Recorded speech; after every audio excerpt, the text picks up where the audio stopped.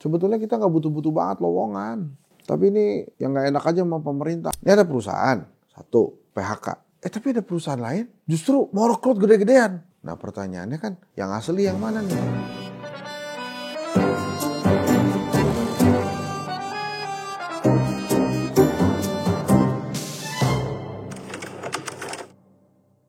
Assalamualaikum warahmatullahi wabarakatuh. PHK di Indonesia ini kan makin besar ya. Saya sempat nanya tuh Menteri Tenaga Kerja, Pak Prof. Yasserli. Prof, kalau Prof lagi jalan di mall nih, terus kemudian ada orang nih tahu nih, wah ini Menteri Tenaga Kerja nih. Wah saya nggak kerja nih habis di PHK nih. Terus orang itu nggak deketin. Pak Menteri, ini CV saya nih. Saya habis di PHK, saya mau kerja lagi. Kira-kira Pak Menteri gimana tuh? Kata dia, kalau bagus akan saya ambil jadi tenaga kerja. Wah. Tapi Menteri Tenaga Kerja nih nampaknya mulai mengeluarkan kiat-kiat untuk menghadapi PHK kita. Ini PHK nih emang luar biasa banyak ya. Dan tapi itu dibantah oleh istana, dibilang kalau nggak salah begini. Hasan yang bilang, PHK emang banyak, tapi lapangan kerja juga banyak. Ya agak bingung saya. Tapi ya sudah, ya itu boleh. Nah balik lagi teman-teman.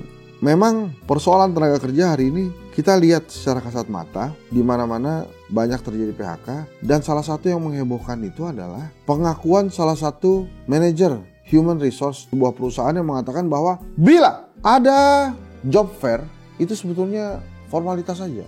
Yang diambil nggak ada yang dikit banget gitu. Itu kan di Bekasi waktu itu membludak tuh ya, banyak. Bahkan ada yang teriak-teriak, Pak Deddy numpuk, Pak Deddy numpuk, Pak Deddy gitu. Itu laporan ke gubernurnya karena saking banyaknya.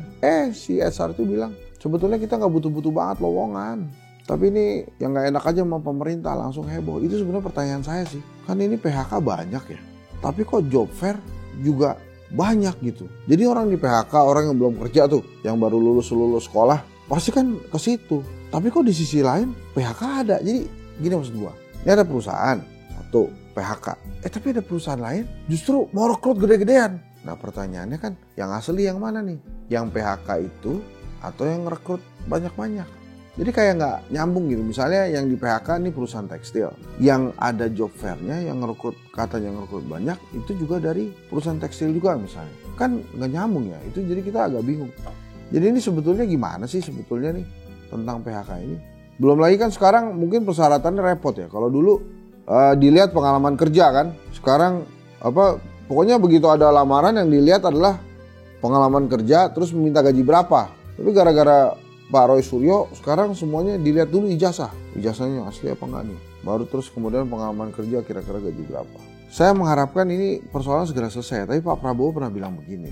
Memang ekonomi kita melambat. Tapi kita akan kejar lah ekonominya supaya lebih baik. Nah persoalan tenaga kerja ini memang tidak mudah ya. Pengusaha-pengusaha saat ini banyak yang menahan untuk merekrut lagi gitu. Jadi ditahan supaya ekonomi perusahaannya jalan terus baru kemudian mereka rekrut. Saran saya buat pemerintah, yang pertama memang lapangan kerja padat karya ini perlu diadakan lagi, perlu diperbanyak.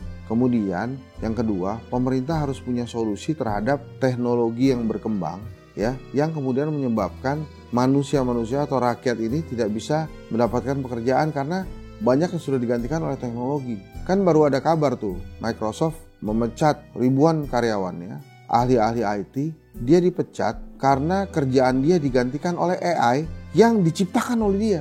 Jadi dia nyiptain AI buat ngebantu kerjaan dia, tapi perusahaan ngelihat, lah itu pinter-pinter si AI itu. Jadi gak perlu lagi. Di Indonesia sudah terjadi belum? Sudah. Dulu kalau kita ke jalan tol, kan ada bapak-bapak, ada ibu-ibu, bahkan Elma Theana, artis kita itu, jaga di jalan tol. Tuh dicari iklannya ya. Itu sekarang udah gak ada yang jaga di jalan tol itu. Sudah pakai tab.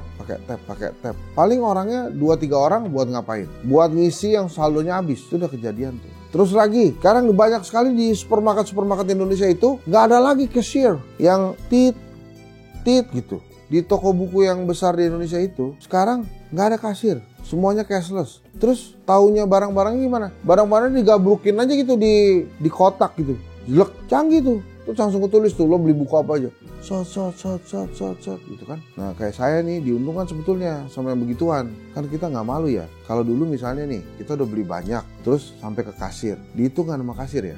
Duitnya kurang. Terus kan kita ngomong ke kasir yang malu-malu nih, yang itu nggak jadi deh, yang itu nggak jadi deh, yang itu nggak jadi deh. Kurangin. Kalau sekarang dengan adanya teknologi itu, taruh langsung ke keranjang, terus keranjangnya langsung ngitungin tuh. Beli buku ini harga segini, terus langsung ada totalnya 400.000 gitu misalnya. Kalau kita kurang duitnya, misalnya kita cuma bawa 250.000, kita ambil aja beberapa buku yang nggak perlu tuh. Jadi kayak nimbang jeruk gitu. Kalau misalnya nimbang jeruk 1 kilo, stok kelebihan, dikurangin, diganti kecilan, gitu. Sama tuh sekarang juga bisa begitu. Ambil aja bukunya beberapa, kasirnya nggak ada. Selesai, kita langsung colok kartu kita, beres. Pemerintah emang akhirnya harus berterima kasih kepada aplikator-aplikator transportasi online. Itu namanya aplikator ya.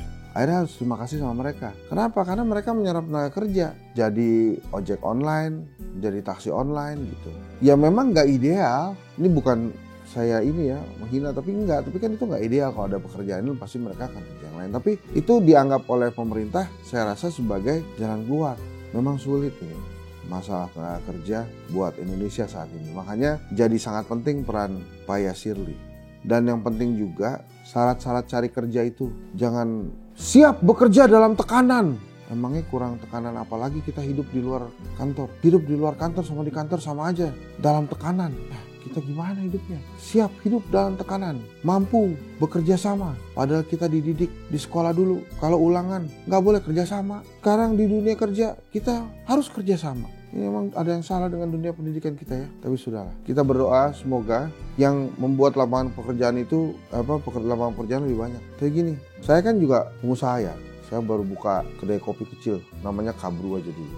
Itu saya juga mengecilkan peran tenaga kerja tuh. Saya lihat kan banyak kafe-kafe tuh. Satu kafe tuh pekerjanya bisa 6 orang, 7 orang, 8 orang satu shift. Ada yang jadi barista, ada yang ngurusin roti, ada yang ngurusin minuman, ada yang nyuci, ada yang ngepel. Saya menemukan konsep baru, saya cuma perlu 1 orang tenaga kerja di kafe saya itu. Mau tahu gimana? Ke Kabru aja dulu. Nanti lihat konsep baru saya itu. Sudah ya, saya curi-curi waktu ini promo-promo kafe saya. Terima kasih ya. Kita ketemu lagi di Satgas Kritik selanjutnya membahas tema-tema yang luar biasa keren hanya di YouTube TV One News. Terima kasih, saya Henry Satrio. Assalamualaikum warahmatullahi wabarakatuh.